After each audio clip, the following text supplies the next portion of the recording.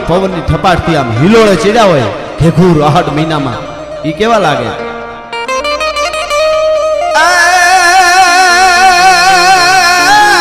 જમુના કાંઠે અને ઓલા જાદવા સાથે, જમુના કાંઠે અને ઓલા જાદવા સાથે જાણે ગોપીઓ ઘૂમી રહી અને હાદુલાની ડણ કોઠાતી જસોદા